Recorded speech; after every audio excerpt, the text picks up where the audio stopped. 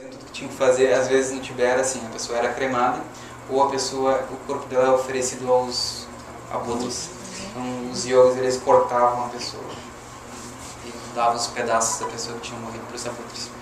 E aí ficavam os ossos e eles pegavam o fêmur. Então, eu ouvi dizer que a senhora, não sei se ela quis me vender a ideia, né? Mas ela me disse, esse fêmur,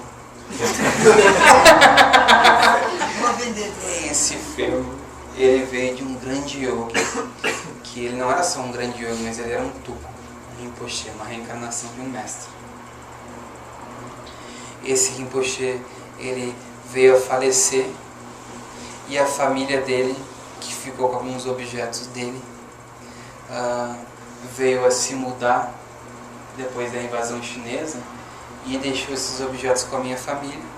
Hoje eu cheguei na Índia sem dinheiro, sem casa, sem ter como me sustentar, e eu estou vendendo esses objetos.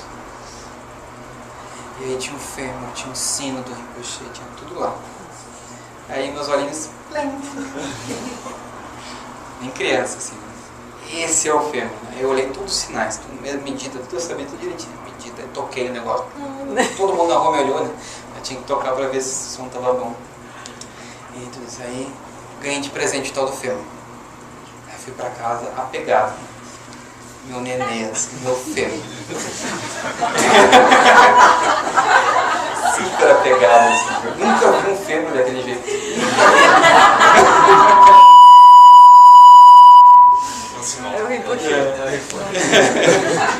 Aí, um dia, o que aconteceu? Alguns anos depois de eu usar aquele fêmur, uma amiga minha, muito amiga, muito próxima, era o aniversário dela. E ela, desde que eu conheço ela, ela tinha esses olhos pro meu fêmur.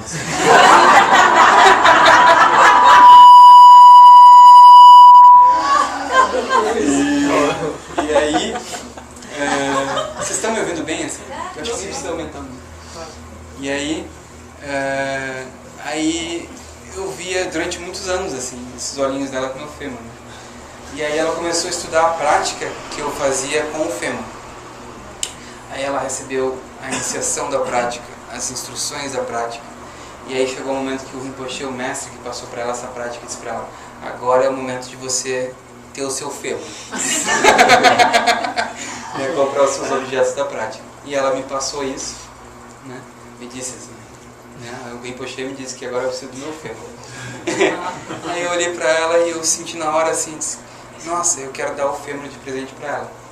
Eu quero potencializar essa prática dela. Né?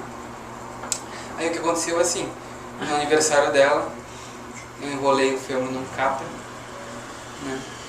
E dei para ela com toda alegria, assim. Só que aí depois de um dia, 2 dias, eu não tinha mais meu fêmur, assim. E aí eu nem encontrava outro parecido na rua, assim. Até hoje. Eu já disse pra ela assim, olha, se você não faz mais essa prática, sabe, não deixa o fêmur parado lá. Aí quando eu disse pra ela, já na hora, eu não vou te devolver. Não me pede. Então tem coisas na vida que acontece isso.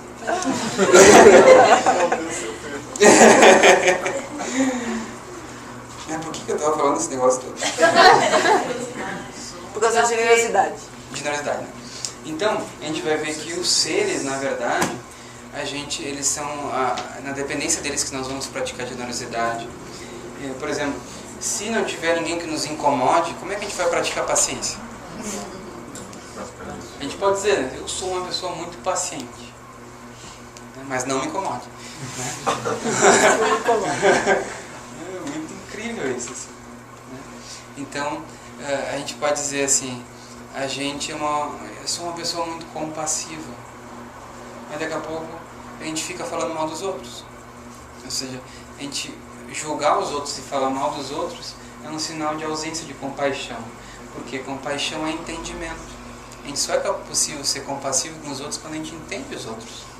A gente entende os outros no contexto deles. Né? Então, compaixão e entendimento são inseparáveis. Não há como ter compaixão, de acordo com o budismo, se não houver entendimento verdadeiro do outro. Ou seja, a gente entende o outro a partir dos olhos do outro. Quando a gente entende o outro a partir dos olhos do outro, surge verdadeira compaixão. A gente olha e entende o outro como ele está vendo, como ele está sentindo, o que ele está buscando. Isso é compaixão. E compaixão, amor, todas essas qualidades espirituais que vão nos levar ao despertar, à iluminação, elas não são possíveis de ser cultivadas verdadeiramente se não houver os seres ao nosso redor. Algumas pessoas acham que elas vão ser praticadas em retiro numa caverna. Eu achei isso, assim, né? Aí eu estava lá contemplando sobre essas coisas na caverna. Aí quando eu saio para a rua, eu não entendo seres mais. Eu entendia na caverna. Na rua eu não entendo mais. Né? Então, isso é uma evidência de que é no contato com seres que nós vamos ser desafiados. A nossa prática espiritual, ela vai ser desafiada no contato com seres, e é através desse contato que nós vamos nos tornar seres mais flexíveis, mais abertos, mais compreensivos. Né? Sua Santidade Galandrupa, meu mestre do Nepal, ele diz que um problema dos yogas de caverna é que alguns deles vieram o que ele chama de indigestão espiritual. É assim, eles escutam os ensinamentos, mas não digerem bem. Por que eles não digerem bem? Porque eles não estão tendo as oportunidades reais para eles aplicarem aquele ensinamento. E é no contato com seres, com o mundo, que a gente vai realmente ser desafiado, realmente encontrar oportunidades de aplicar esses ensinamentos. Então não é que retiros não façam sentido, não, faz muito sentido. A gente vai treinar a mente, não para ficar lá, a gente vai treinar a mente para retornar ao mundo. E aí a gente vai retornar ao mundo e vai fazer uma prece. Por favor, que todos os obstáculos possam acontecer. Que venham as coisas me incomodar realmente. Quando a gente diz isso, tem uma coragem. Agora, é através dessa coragem que nós vamos atingir a iluminação. Então, os mestres, geralmente, é interessante, eles não vão... vocês vão ver ao redor deles, às vezes a gente acha que ao redor dos mestres a gente vai encontrar santos, né? Pessoas maravilhosas, compassivas, amorosas, cheias de sabedoria. Aí algumas vezes a gente encontra algumas pessoas bem diferentes assim, ao redor dos mestres. Às vezes os mais próximos são os mais complicados. Assim. E é incrível isso, mas não é? Aí a gente pergunta assim, por quê, né? Bom, isso é para outro verso. Então eu vou explicar depois em outro verso que faz mais sentido. Mas então, nesse sentido, a gente vai ver que é através dos mestres, das pessoas, que a gente vai trabalhar várias coisas, né? E, por exemplo, quando a gente vê, a gente diz assim, posso eu ver os seres mais preciosos do que uma joia realizadora de desejos. Né? Então, os seres vão se elevar muito, né? Mas você, às vezes pode transparecer que quando eles se elevam muito, nós ficamos inferiores, né? E na verdade não. Na verdade é assim, quando eles se elevam, o nosso coração amoroso, ele se abre. Isso é muito elevado, né? Então quando a gente começa a experienciar, quando a gente eleva os outros, a gente eleva com amor, com bondade, com sabedoria, com entendimento. E aí quando a gente vai elevando os outros acima da gente, na verdade nós vamos elevar o nosso coração dentro da gente. Então, surge essa confiança, ou seja, de que esse é o caminho, ou seja, olhar os seres como muito preciosos. Quando a gente olha eles como muito preciosos, a gente começa a abrir o coração da gente. E aí essas qualidades espirituais positivas que vão surgindo, elas são em si uma joia preciosa. Então é um pouco isso. Assim. Da mesma forma, quando a gente entende os seres como mais preciosos que uma joia realizadora de desejos, é assim, mesmo uma joia que realiza desejos, ela só realiza desejos temporários do mundo.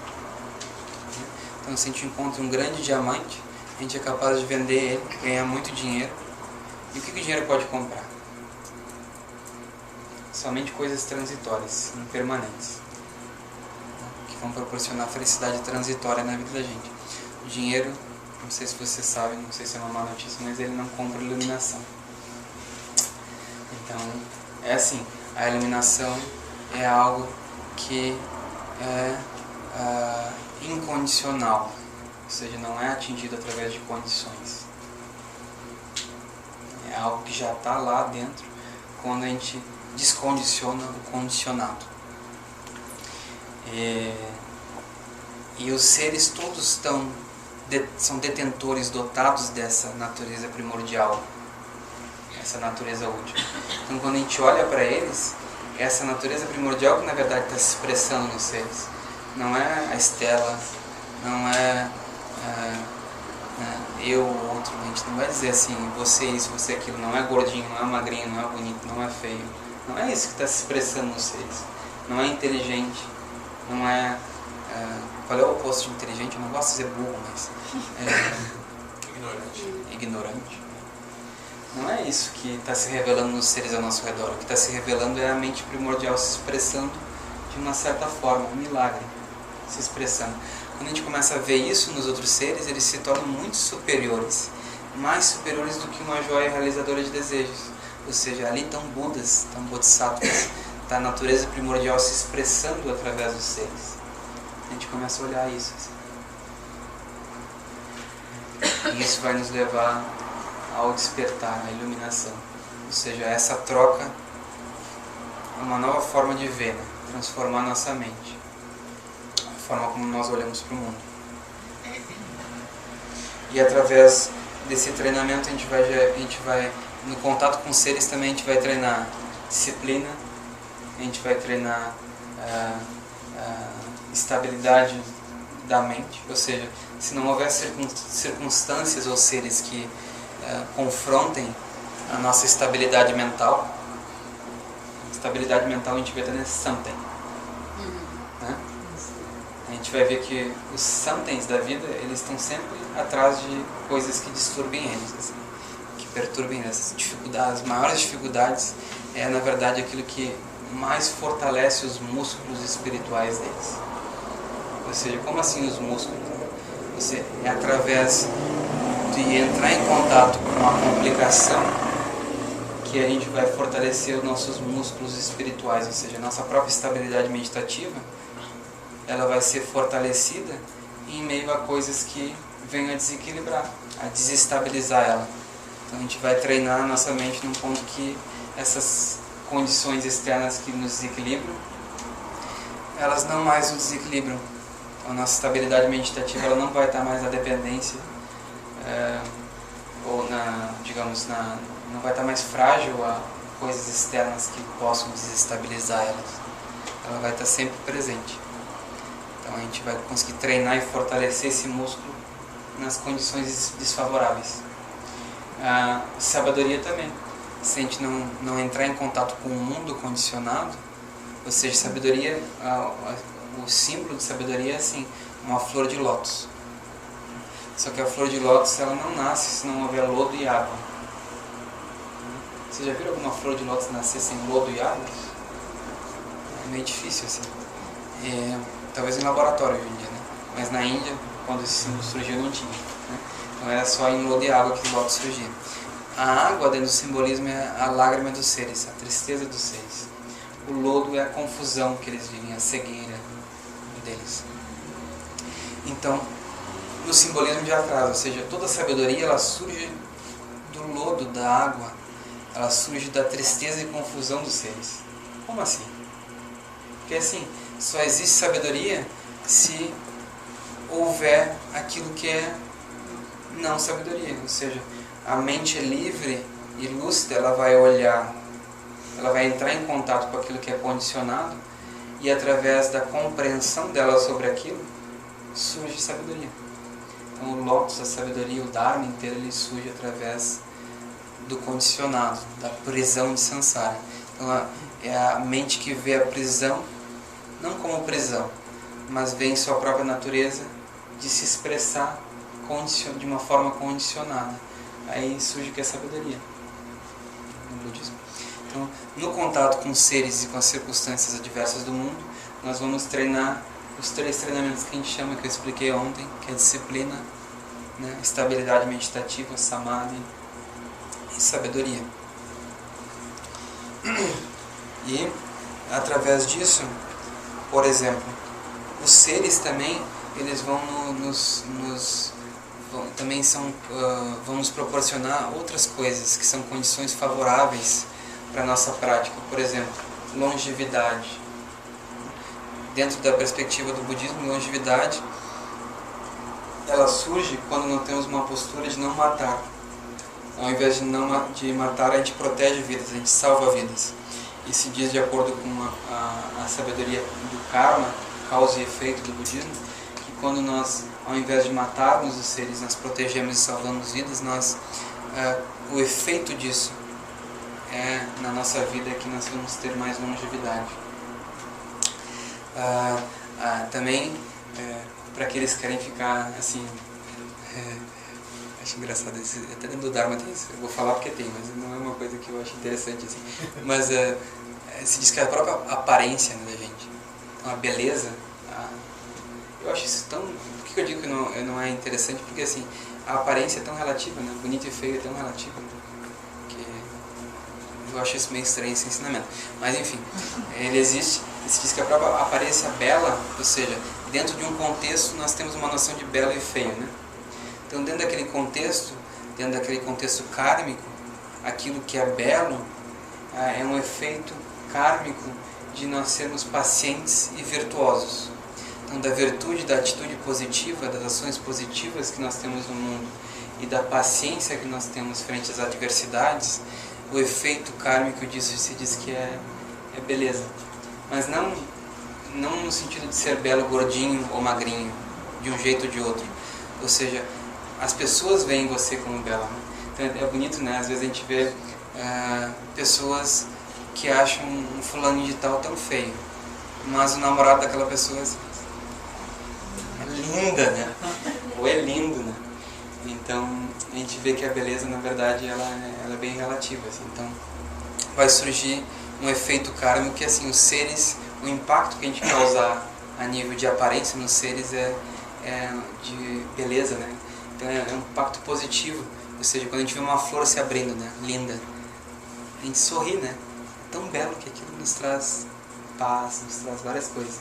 Então, quando a gente vê também pessoas que florescem como flores, né, eles passam também essa sensação. Então é nesse sentido, assim. E da mesma forma se diz que o efeito da generosidade também é riqueza. Então, quando a gente somos pessoas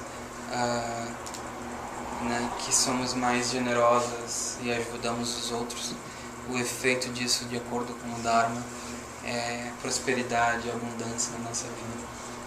Isso é bem interessante, assim, porque se a gente vai ver, assim, por exemplo, eu vivi isso, né? Então, eu algumas vezes encontrei seres que eles estavam constantemente dando coisas para mim, constantemente me presenteando, né? Daqui a pouco eu não conseguia mais encontrá-los se eu também não dava um presente para eles, né? Mas era natural, né? Ou seja, a nossa interação, relação entre outros era dessa forma, né? Então a gente se alegrava um ao outro, lembrando do outro com um presentinho. Então essa pessoa, ela sempre tinha essa atitude. Daqui a pouco eu comecei a ver que não era só eu que tinha vontade de dar presente para ela, mas todo mundo ao redor dela tinha vontade de dar presente para ela. Então isso na própria vida da gente, não é o Dharma que está falando. A gente vai ver que quando nós somos benéficos aos outros, naturalmente, quando os outros estão ao redor da gente, eles não conseguem ser de outra forma. Eles vão ser também muito gentis, sente a gentil, eles também vão ser gentis. Isso vai acontecer. Assim.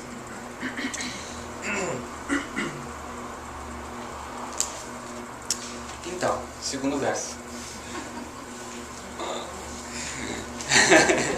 Eu vou um pouquinho mais rápido. Aí, o segundo verso é assim: Quando Sudam Ropitse, quando estiver na companhia de quem quer que seja,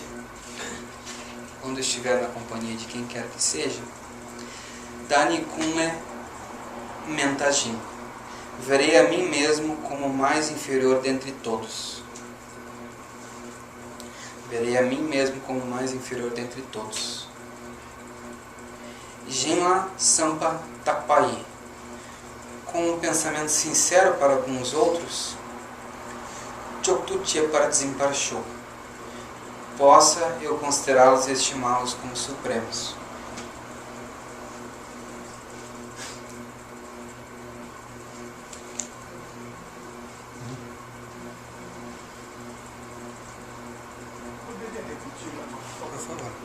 Quando estiver na companhia de quem quer que seja, verei a mim mesmo como o mais inferior dentre todos.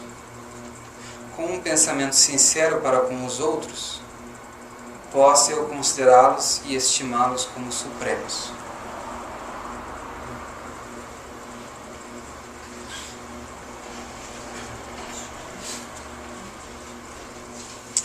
Então, esse verso, ele vem na base do primeiro, né? Então, quando a gente reconhece os outros seres como mais preciosos do que, né, uma joia realizadora de desejos, nós vamos ter essa atitude, né, de olhar os outros como muito supremos. Só que como que isso vai surgir? Aí vai surgir um elemento adicional. A gente vai conseguir realmente olhar os outros seres com grande preciosidade se nós formos capazes de enfraquecer o nosso eu. Então, quando nós enfraquecemos o nosso eu, nós conseguimos olhar melhor e reconhecer as qualidades dos outros. Então, é muito difícil, por exemplo, quando nós estamos agarrados a essa noção de eu, a gente vai surgir a primeira coisa, eu, outro, né? Aí a segunda é assim, eu sou assim, o outro é assado, né? Vai surgir comparação. E aí na base dessa comparação vai surgir orgulho, inveja, desejo, apego, raiva, ódio, aversão, várias coisas.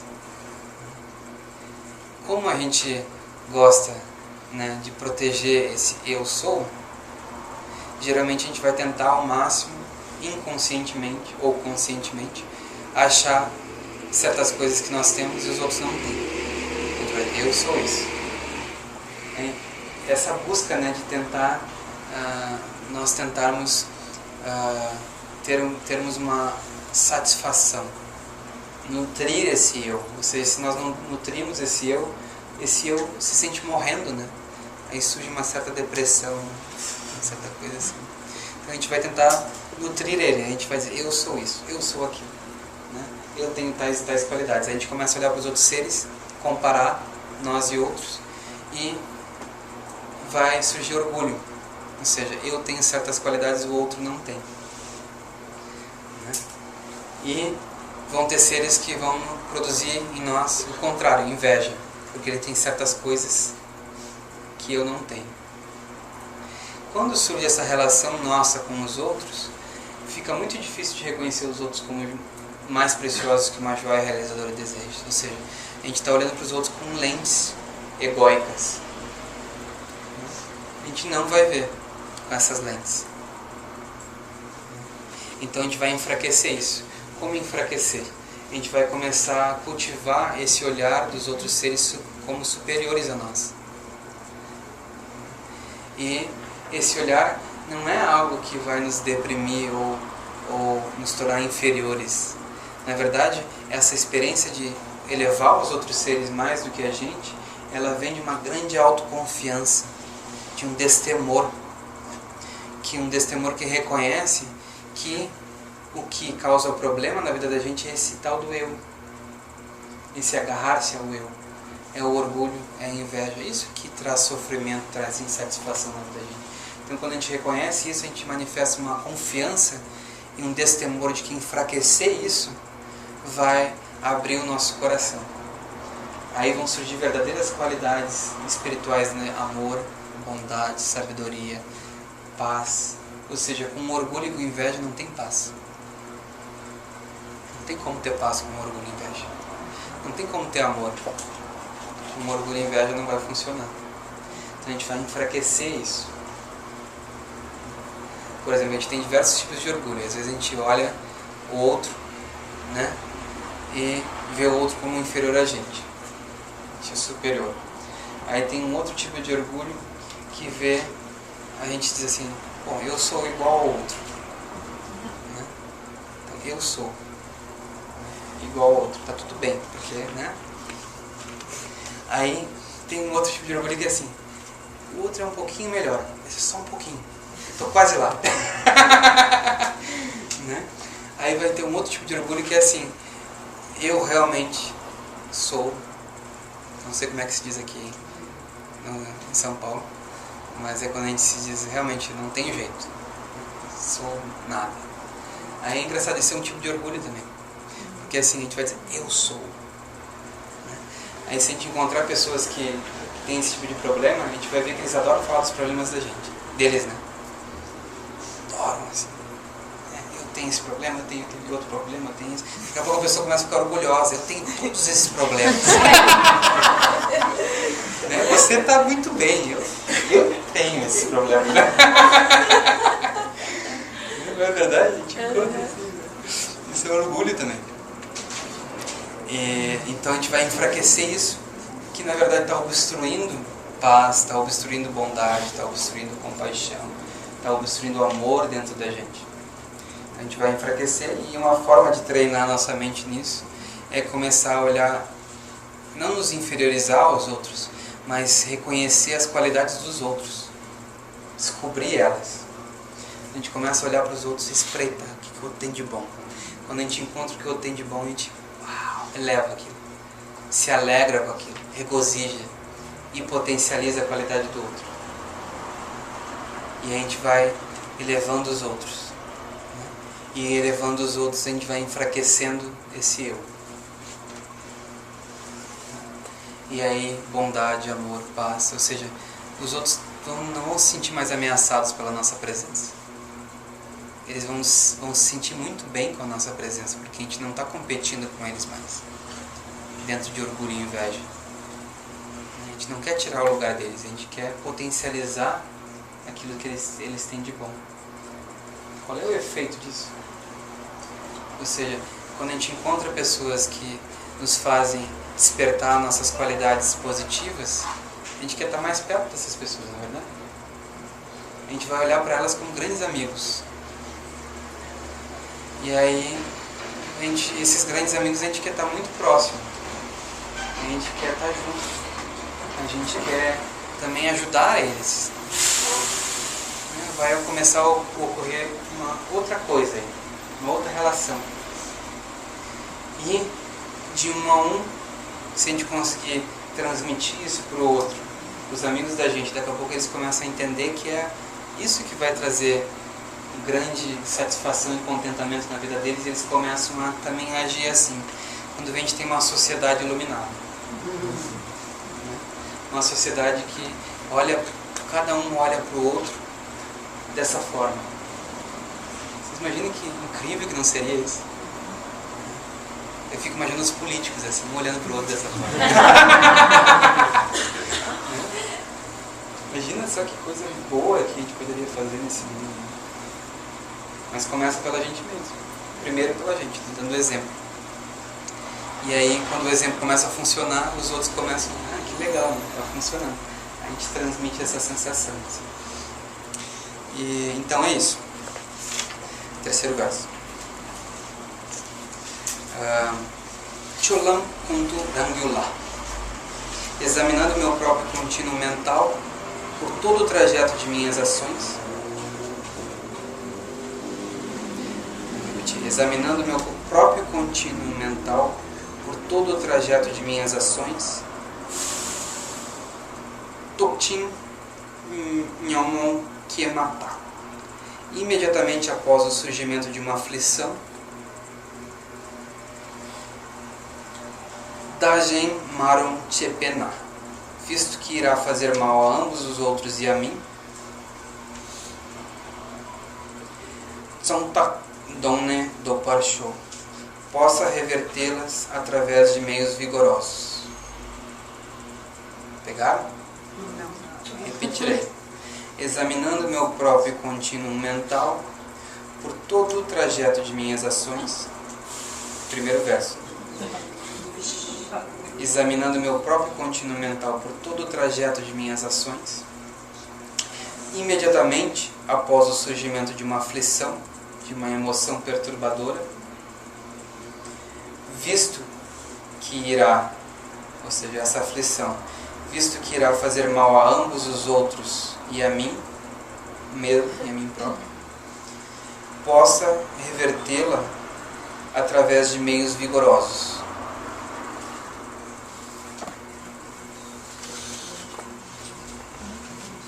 Então, o que esse verso está falando? Esse verso está dizendo assim: quando notamos, né, tomamos conhecimento que surge orgulho, surge inveja, surge desejo e apego, surge aversão, repulsão, raiva, surge delusão, cegueira na mente da gente. Esses são os 5 venenos, os 5 aflições, 5 emoções que nos perturbam.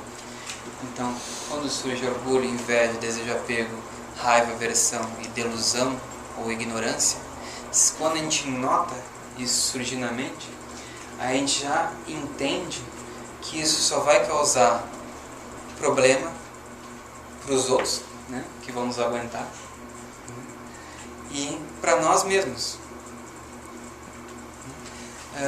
Alguém aqui acredita que através do orgulho, da inveja, do desejo, apego, da raiva, aversão e de ignorância surge algo de bom? Pode surgir coisas temporariamente prazerosas, assim. Mas o efeito que isso traz é grande confusão, assim. Então, por exemplo, quando a gente, às vezes acontece no trabalho da gente passa a perna num coleguinha para adquirir um posto maior, né?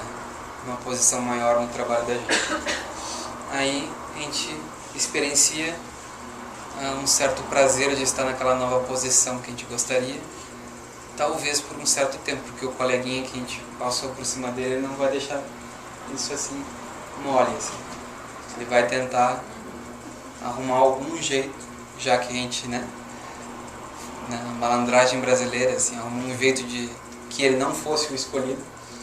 Ele também vai arrumar um jeito de mostrar para o chefe que a gente não era pra gente estar ali, era para ele estar ali. Então a gente vai começar a sofrer e tá constantemente sentindo uma certa tensão de tentar sustentar uma certa posição. Então, certas coisas que na vida da gente que a gente pensa que vai produzir um prazer, na verdade, se elas são feitas de uma forma autocentrada, onde a gente não contempla os outros, mas contempla só o nosso próprio benefício, essas coisas são muito frágeis, elas vão nos trazer tensão. Então esse é um ponto. Então, no momento que essas emoções surgirem na mente da gente, o que nós fazemos? Aí começa um treinamento mais profundo. É assim, a gente vai treinar o que a gente chama em tibetano de Dremba e Shejin, que é assim, Dremba é a atenção, estarmos atentos. Então, para que a gente possa notar quando alguma dessas emoções surgem na mente da gente, nós temos que treinar nossa mente a estar atenta para conseguir notar, para não sermos levados por essa onda da emoção. Então, essas emoções a gente nos agarra e nos leva, né? Sem que a gente queira. Então, para que a gente não seja arrastado por essas emoções, no momento que elas surgem, nós precisamos notar que elas surgiram. Então, se a gente nota, a gente já não é mais levado. O primeiro ponto. Se a gente consegue parar e notar, a gente não é mais arrastado por elas. Isso é Dremba, em tibetano, atenção. E isso pode ser atenção A gente pode treinar a atenção em meditação. Ou pode começar a treinar dentro do dia a dia da gente. É mais difícil, né? Porque o dia a dia da gente demanda uma certa... muitas exigências que precisam ser... pedem respostas rápidas, né? Às vezes é mais difícil. A gente pode começar treinando em meditação, sentado assim, ou sentado numa cadeira, num sofá, né? Sem precisar sofrer muito. A gente pode ir acostumando o corpo da gente e treinando a atenção.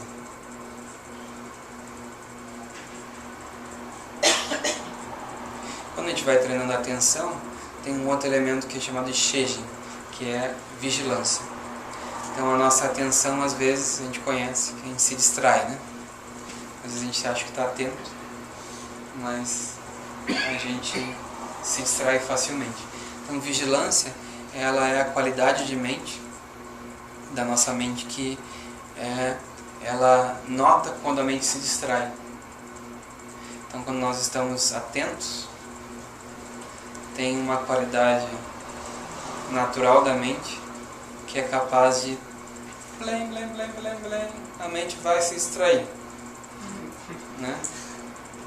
A gente já sabe, assim, quando a gente está com os praticantes de meditação sabem, assim, quando a gente senta para meditar, aí daqui a pouco a gente começa a, por exemplo, inicia prestando atenção na respiração. A gente vai, descansa a mente na respiração atenta, repousa ali. Aí chega um ponto que a gente está completamente atento, a gente está sentindo a respiração e a mente está ali. Aí o praticante nota que daqui a pouco aquela clareza que estava presente na respiração, ela começa a enfraquecer. Estava muito clara e presente, uma presença muito grande ali. Aí daqui a pouco a mente vai para outro lugar. Então, o que faz a gente notar quando a mente vai se distrair é Shejin. E é assim tibetano. Então a gente nota que o poder da presença começou a enfraquecer. Então antes que a gente se distraia, a gente fortalece a presença de novo. Então quando a gente vê que a mente está...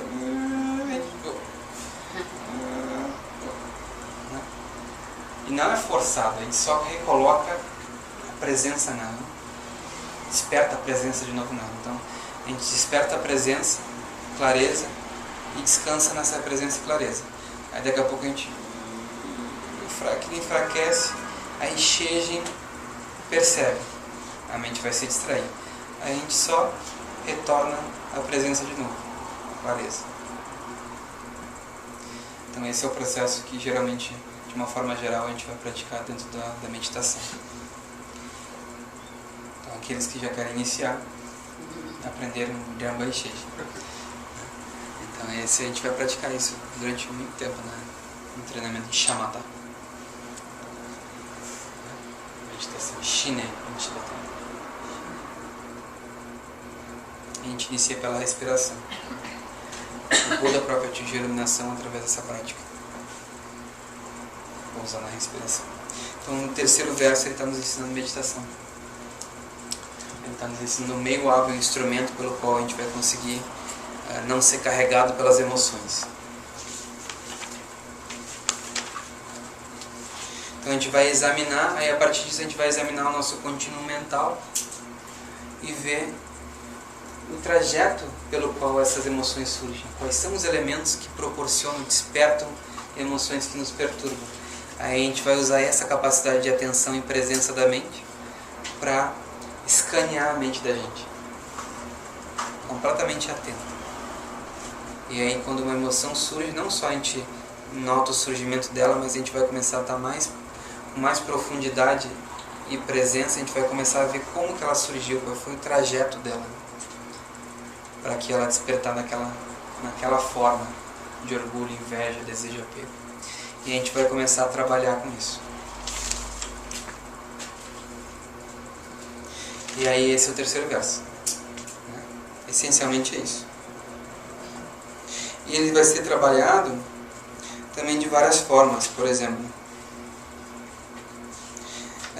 esse terceiro verso a gente vai usar o que a gente chama de visão, meditação e ação.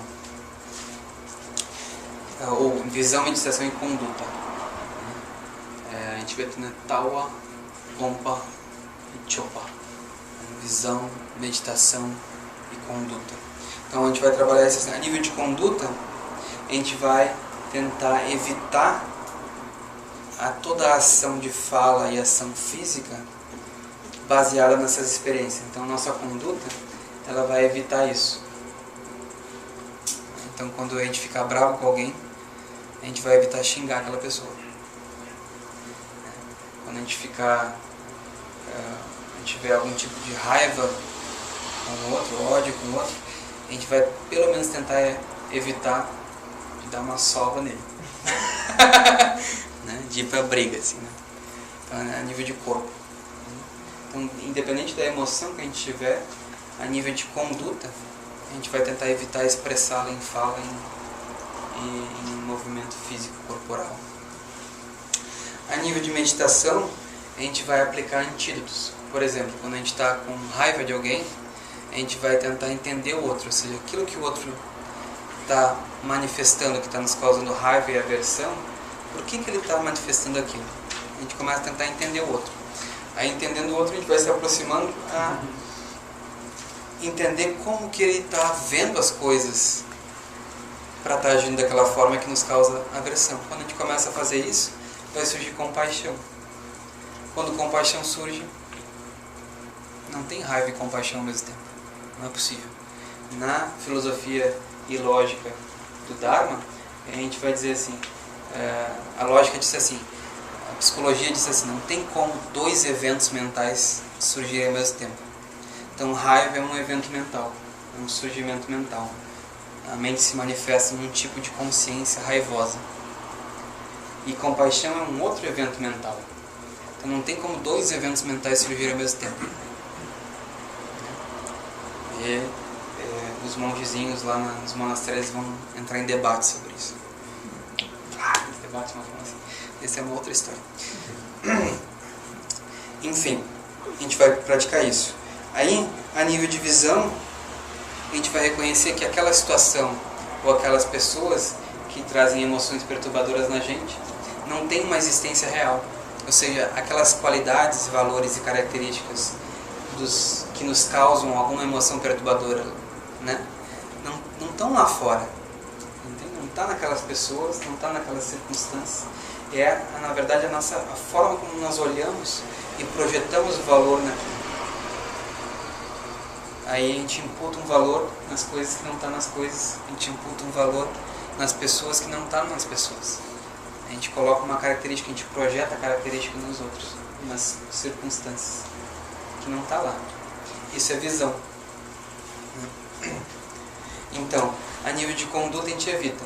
Isso é uma prática que a gente chama, dentro da categorização do Mahayana, de Hinayana. A gente evita manifestar ações virtuosas. A nível de meditação é uma prática Mahayana, a gente vai aplicar antídotos. Se a gente tem raiva, a gente tenta entender o outro e gerar compaixão. Né? Se a gente tem aversão a algo, a gente vai meditar sobre a natureza daquela coisa, ou seja, aquele valor não está lá, é um antídoto, uma forma de transformar a forma como a gente olha para a coisa. Se a gente tem muito apego e desejo por algo, a gente vai meditar sobre impermanência, né? Transitoriedade. Ou seja, a gente vai trocar a forma como a gente olha para aquilo e através desse antídoto, desse remédio, aquela emoção perturbadora cessa. Então esse é basicamente o Mahayana. A nível de visão, quando a gente começa a reconhecer a natureza real das coisas, a ausência de existência inerente dessas qualidades que a gente vê lá fora que nos perturbam, isso está essencialmente ligado ao Vajrayana ou ao Tatagarbhayana, que revela a natureza última das coisas, a natureza primordial. Então vocês veem, dentro do terceiro verso, nós temos algo que contempla o caminho inteiro do Dharma. E dentro disso, a gente vai, para que a gente consiga aplicar esse verso de uma forma que funcione, nós precisamos ser muito verdadeiros, honestos. Né? Não adianta a gente tentar esconder as nossas falhas. É engraçado, a gente faz isso muito assim. Então a gente não quer nem ver, às vezes não é que a gente não quer que os outros vejam, a gente mesmo não quer nem ver as coisas que a gente tem. Aí às vezes a gente tem algumas falhas e a gente tenta dar um jeitinho para olhar aquilo como qualidades. Tenho esse, mas isso é bom porque não sei bem o que. Né? E a gente tenta, é a mente, né? Esse ego da gente tentando arrumar alguma forma de proteger ele próprio. E, então uma forma de enfraquecer ele é a gente ser completamente verdadeiro.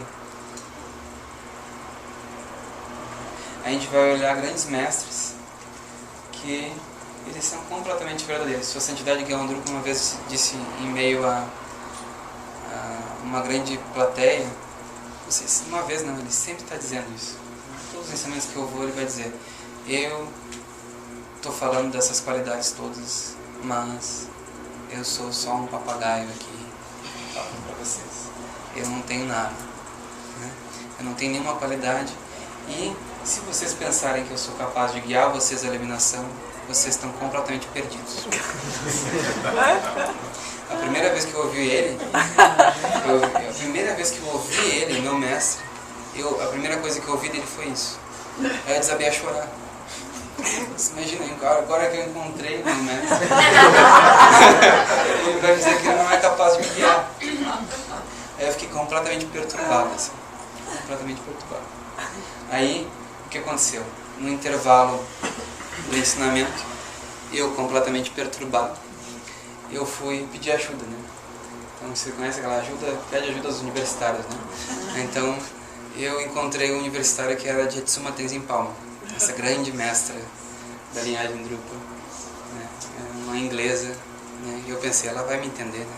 Ocidental, ela é ocidental. Fez 12 anos de retiro numa caverna nos Himalaias, né? Então eu fui para ela desesperado, né? Agora que eu encontrei o meu mestre. Aí eu disse para ela, e ele disse isso, ela olhou para mim assim, ela olhou de um jeito assim como ela não estava me entendendo, como que eu tinha interpretado dessa forma. Ela olhou para mim assim, te liga, meu, né? Como é que você está vendo dessa forma? Aí eu não me liguei, eu vi que tinha algo errado assim no olhar dela, assim, alguma coisa tem. Mas eu não, aí eu disse, mas, por favor, me esclarece. Aí ela disse assim, duas coisas. Primeiro, é assim, ele, quando ele vai ensinar, ele vai se lembrar de quem ensinou ele. Ele vai se lembrar dos mestres dele. Quando ele se lembra dos mestres dele, ele reconhece as qualidades dos mestres dele. Ou seja, geralmente o mestre da gente a gente vê como um Buda. Então ele, o mestre da gente, é aquele que vai nos guiar até a iluminação. Ele é o Buda, nós somos os seres que estamos sendo guiados. Então quando ele se coloca naquela posição, ele lembra dos mestres dele, ele é um discípulo, ele não é nada. Né? Esse é um ponto, ela disse. O outro ponto é assim, isso representa a linhagem. Né? Então os mestres geralmente eles carregam a linhagem de bênçãos deles. Então isso é uma evidência de que ele reconhece os mestres dele e ele carrega essa linhagem de bênçãos que vem desde Buda, viva dentro dele. O segundo ponto, quando ele fala assim, ele na verdade está te ensinando um método de enfraquecer o teu ego, que é a fonte de todo o problema da tua vida. Então ele mesmo está se expondo na frente de todo mundo para mostrar como vocês, alunos, devem se colocar. Então não se coloquem como praticantes espirituais. Tem praticantes que às vezes vão meditar, eles meditam meio assim. Aí eles se acham superiores aos outros seres que não meditam, ou melhores que os outros seres. Sua Santidade Gyalendrupa me disse outra coisa assim que eu achei foi uma coisa terrível assim, né? Então geralmente quando a gente começa a praticar meditação, a gente senta, né? E aí a gente aprende nas instruções que é muito bom sentar em lótus. A gente bota o pé aqui. Aí daqui a pouco a gente começa a treinar ali e aquilo começa a funcionar assim. Coluna ereta, lótus. Aí a gente começa a ficar 15 minutos, meia hora, 1 hora, imóveis.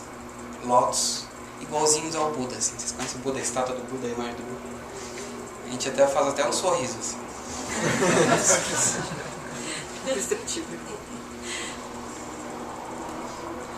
Aí, Sua Santidade Gyanendra uma vez disse ele disse assim: eu tenho repulsão quando eu vejo os meus alunos se colocando dessa forma em lótus, porque eu vejo um ego muito grande. Então, por favor, né, não tentem fingir para mim algo que vocês não são ainda, um Buda. Se vocês fossem já Budas, vocês não estariam aqui comigo. Então, na frente dos mestres, geralmente na tradição tibetana, isso é outra coisa que eu não entendi até eu ouvir isso, porque eu não entendia por que os monges eles se curvavam, né? A gente vê todos os monges tibetanos, eles estão sempre curvados. Aí eu pensei, será que eles têm algum problema em sentar eretos? Né? O Buda ensinou eles a sentar, é porque eles ficam curvados o tempo inteiro. Aí eu comecei a descobrir aos poucos que, na verdade, quando eles estão praticando sozinhos, eles sentam eretos. Quando eles estão na presença do mestre deles, eles se curvam perante o mestre deles. Ou seja, quando eles se curvam, eles abrem o coração deles, ou seja, eles se consideram, eu estou aqui para ouvir. Então, quando eles estão ali para ouvir, eles abrem os ouvidos. Se a gente se manifesta, bom, eu já sento 1 hora de meditação em lótus, já aprendi como meditar, já ouvi muito ensinamento. Aí você chega na frente de um grande mestre com o que a gente chama de o copo transbordando. O copo está cheio, não entra mais nada. Então os grandes mestres tradicionais, quando eles veem alguém chegando assim para eles, já é uma dica para vocês, não cheguem, porque eles não vão ensinar nada para vocês. Então a gente tem que esvaziar o copo primeiro. Aí ele disse assim, desse ensinamento ele disse assim também: vocês acham que a iluminação é sentar em lótus? Se fosse isso, eu acho que muitos seres já estavam iluminados. Ele disse assim: eu mesmo não sento em lótus. Não é necessário. Ajuda, mas não é necessário. A iluminação não está na postura. E por favor, não, se vocês notarem, ele dizendo, se vocês notarem que vocês estão ficando orgulhosos pela prática espiritual de vocês, imediatamente apliquem um antídoto. Não deixem isso surgir, porque na verdade, ao invés de vocês estarem progredindo espiritualmente, vocês estão tornando a prática espiritual um caminho que vai obstruir a iluminação de vocês, um caminho que vai fortalecer ainda mais o ego de vocês. Então, sejam humildes. Assim. Agora eu esqueci porque eu estava falando isso, mas verdade, né? Então, somos verdadeiros, honestos conosco mesmos. Então, a gente vai ver mestres se expondo. Outro mestre que se expõe muito, que é muito lindo de ver, é Dzongtsar Khyentse Rinpoche. Ele está sempre falando das neuroses dele, todo momento.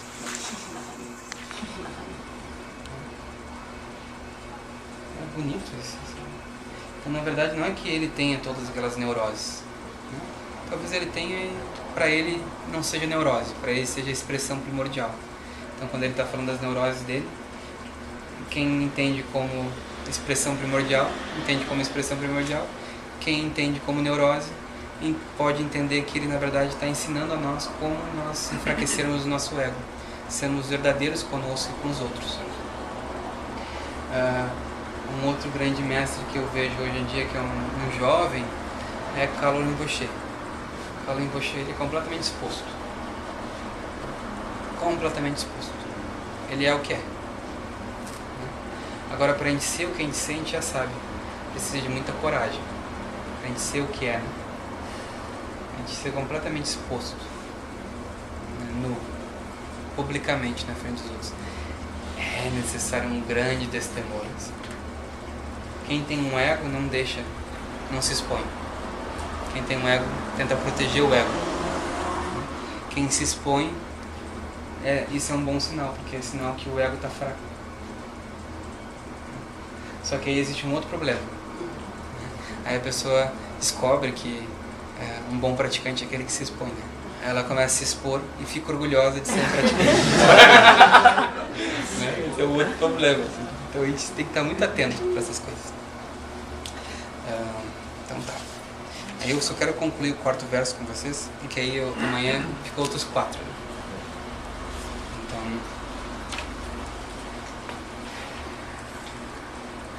Aí, também, aí o 4º verso é assim: Ranjin Empi Semchentan Tiani. Quando ver seres sencientes de natureza ou caráter ruim, Digdu Drakpa não Tonsé, dominados por intensa insatisfatoriedade e negatividade. Rinchen Terdan Trepajen, como se estivesse encontrando um tesouro muito valioso. Nyeparkaue Tiedzinsho, possa considerá-los e estimá-los como algo difícil de se encontrar. Então, quando ver seres sencientes de caráter ruim, dominados por intensa insatisfatoriedade e negatividade, como se estivesse encontrado um tesouro muito valioso, possa considerá-los e estimá-los como algo difícil de se encontrar.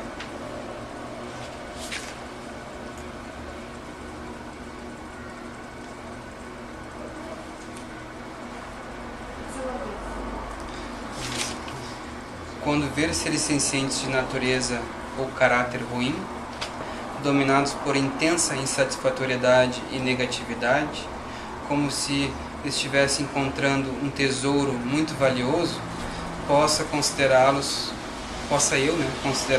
e estimá-los como algo difícil de se encontrar. Aí, por exemplo, tem algumas histórias que ilustram isso essencialmente. Essencialmente, o que é isso? Então, tinha um grande mestre, Patro Rinpoche, se vocês já ouviram falar, alguns de vocês já devem ter ouvido falar. Tem um livro traduzido dele em português que é Palavras do Meu Professor Perfeito.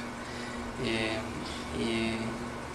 ele foi um grande mestre tibetano no Tibete. Então, uma das histórias dele é assim. Os grandes mestres no Tibete, ele é um tuco também, Rinpoche, uma reencarnação de um mestre. Então, geralmente, eles são abades de monastérios, eles sentam em tronos elevados, tem vários atendentes cuidando deles, né, dando chá, trazendo comida, né, às vezes até massagem no pé eles vão ganhando, né, massagem nas costas, o atendente vai lá sempre cuidando muito, né. São muito atentos os atendentes para com os rinpoches, eles recebem muitas oferendas, as pessoas são muito generosas para eles, tem toda uma coisa assim, né? Eles têm monastérios, eles têm cavalos, eles têm várias coisas que as pessoas vão doando. E Patro Rinpoche era um mestre que, ainda que ele tinha toda essa condição, por ser uma reencarnação elevada, de ter todas essas condições favoráveis, né? De ter monastérios, sentar em tronos elevados, pessoas dando dinheiro, né? Dando coisas presentes para eles, cuidando deles, e ele decidiu não viver no monastério. Ele decidiu seguir o mestre dele, que era um grande yogi, que se dizia que ele vivia dentro de um buraco na terra, né? Ao relento, a céu aberto. Então, ele decidiu seguir o exemplo desse yogi, desse mestre dele, e ele vivia também assim. Mas como ele era um grande mestre, ele eventualmente era convidado a dar ensinamentos dentro de outros monastérios, para os monges daqueles monastérios, para os rinpoches daqueles monastérios. Então, quando ele era convidado, ele ia ensinar nesses monastérios. Aí ele às vezes viajava longas distâncias a pé, porque ele não tinha cavalo, né? Ele não tinha pertences. E ele viajando para chegar a um lugar no Tibete, às vezes é dias, meses de viagem, né? Para chegar ao tal do monastério que ele havia sido convidado para ensinar. E se diz que uma vez ele estava indo, aí ele pede, uma das noites ele pede, próximo ao monastério onde ele ia ensinar, ele pede abrigo a uma senhora tibetana, né, que, na casa dela. Aí a senhora, quando ele chega, ele era um mendigo, né, ele era um yogi que vivia no relento, então as roupas deles eram todas, não era bonitinho que nem eu tô, assim, tudo engomadinho, limpinho, eles tinham umas roupas sujas todas, né, de viver na rua ao relento. Então ele chegou e pediu abrigo, e a senhora tibetana achou que ele era um mendigo, um trabalhador, assim, um nômade, né? E aí deu abrigo para ele. E o Patro Rinpoche, ele era muito amigável, assim, né? Então ele ia cuidando da senhora, ele começou a fazer comida para ela, ele começou a ajudar a cuidar das cabras dela, né? Ele ajudava ela, porque ela era uma senhora muito velhinha, né? Então ele ajudava a limpar o banheiro dela, né? Lavava onde fazia um xixi, cocô, ele ia lá e lavava. Ele limpava aquilo tudo, limpava a casa, limpava a cozinha, né? Ajudava a carregar coisas, né? Foi um trabalho forçado, braçal. E a senhora ficou muito feliz e disse, não, por favor, fique aqui, né? Fica comigo. E aí ele foi ficando. Aí se diz que os monges próximos do monastério ficaram sabendo que Patra Rinpoche estava na casa dessa senhora, né? Hospedado na casa da senhora, e foram lá buscar ele, porque estava chegando o dia que ele ia ensinar. E chegaram para essa senhora e disseram, o Patra Rinpoche está aí contigo, né? Ela disse, não, não tem nenhum Patra Rinpoche aqui. Não, ele está aí contigo. Não, aqui só tem um nômade que chegou aqui, pediu abrigo para mim. E na hora que esses monges chegaram, não, mas onde é? Eles disseram, onde é que está esse nômade? Aí ela disse, não, ele está ali levando meu banheiro. Aí elas foram lá e o Patra Rinpoche estava limpando o banheiro dela. E os monges ficaram completamente aterrorizados, assim, falando, como é que você deixa esse Rinpoche? Ele que vai ensinar agora pra gente lá. Ela disse, não, mas eu não sabia de nada. Ou seja, ele se manifestava de uma forma completamente ordinária. Né? E a alegria dele era poder limpar o banheiro da senhora e ver ela feliz, sorrindo. Essa era a alegria do Patra Rinpoche. Outra vez ele estava viajando com uma senhora e durante a viagem ele foi também carregando as malas da senhora, os pertences da senhora, porque ela é muito pesada, né? Então ele foi carregando, ajudava, fazia comida para a senhora e tudo isso. E essa senhora com um filho pequeno também achou aquilo muito bom, assim. Então adorou viajar com ele. Aí o Patra Rinpoche num certo dia perguntou, onde é que você está indo? Né? Para onde é que você vai? Aí a senhora disse, não, eu estou indo num monastério tal para receber uns ensinamentos de um grande mestre. Um grande mestre, assim. Ele é o mestre dos mestres. Então tá todos os mestres esperando ele ensinar lá. E aí ela disse pra ele assim, você devia de ir lá para receber ensinamentos dele. Vem comigo. Aí ele ficou feliz e sim, vou com você. Aí eles foram indo, alguns dias, né, ele ajudando ela, fazendo tudo para ela na viagem. Aí chegaram próximo ao local onde ele ia ensinar, ela começou a montar o acampamento, né, próximo ao local. Aí ela disse, você pode ficar aqui comigo, né, nós podemos receber os ensinamentos juntos. Aí ele disse assim, sim, tudo bem, mas só um pouquinho que eu preciso resolver uma coisa com uma certa coisa e já volto. Aí ele foi e ele não voltava. E a moça disse, nossa, daqui a pouco vai começar os ensinamentos, né? Ele não voltou, ele deve ter se perdido, ficou preocupada com ele. Assim. Ela disse, bom, mas não vou perder. Aí ela foi lá. Quando ela viu, ele estava num trono, já, 3 metros, sentado lá e rindo para ela. Ele era assim, isso é verdade, né? Patra Rinpoche era assim. Aí, por exemplo, o grande Pandita Atisha também, que é de onde vem essa linhagem de ensinamentos de Lojong, do treinamento da mente, se diz que quando ele foi para o Tibete, né, ele é um indiano, então o rei tibetano convidou ele para o Tibete, e aí ele foi. Aí se diz que ele foi acompanhado de um atendente. Só que esse atendente era muito complicado, era uma pessoa muito difícil. Né? E essa pessoa era tão difícil que ele não só reclamava dos outros, mas ele reclamava do próprio Atisha. Né? Então ele ficava reclamando dele, assim, você Atisha, né? Isso e aquilo. Né? E aí as pessoas no Tibete, né, grande respeito, um grande mestre chegando, né, viram um atendente assim completamente, né, difícil, uma pessoa difícil de lidar, né, e não entenderam por que a Atisha tinha aquele atendente. Aí disseram, Atisha, né, meu mestre, você não precisa ficar com esse peso. Por que você tem essa pessoa do seu lado? Pra quê? Tem tantas pessoas assim, nós todos aqui queremos lhe servir com toda a devoção. Por que você tem esse atendente? Aí ele disse, vocês não estão vendo. Ele, é através dele que a minha iluminação vai acontecer. Ou seja, ele é uma joia preciosa. Então, quanto mais perto eu tiver de pessoas que vão me desafiar o meu ego, mais oportunidade de enfraquecer e me liberar desse ego eu vou ter. Aí ele deu um ensinamento todo sobre isso para aquelas pessoas. Então, o quarto verso é essencialmente isso.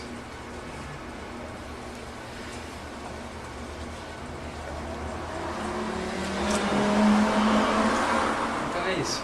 Esses são os 4 primeiros versos entre os 8 versos que transformam a mente. E amanhã eu vou passar os últimos 4 para vocês. A gente vai fazer dedicação. Ao longo de minhas muitas vidas até este momento, todas as virtudes que tenho alcançado, inclusive os méritos gerados por esta prática, e todas as que vier a conseguir, ofereço para o bem-estar dos seres sencientes. Posso a doença, a guerra, a fome e sofrimento diminuir para todos os seres, enquanto sua sabedoria e compaixão aumentam nesta e em vidas futuras.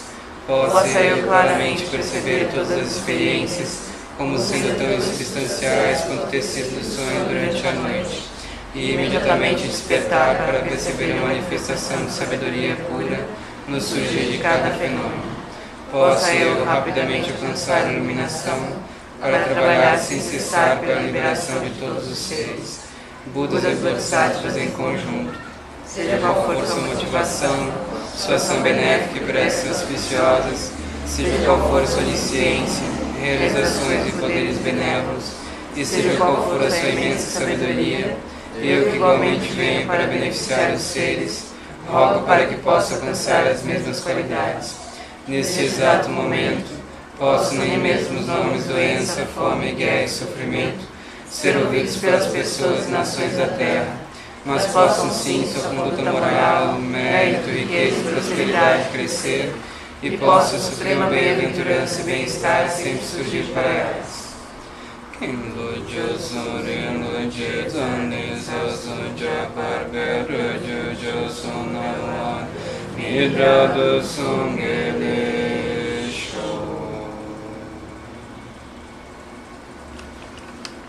Boa noite para todos.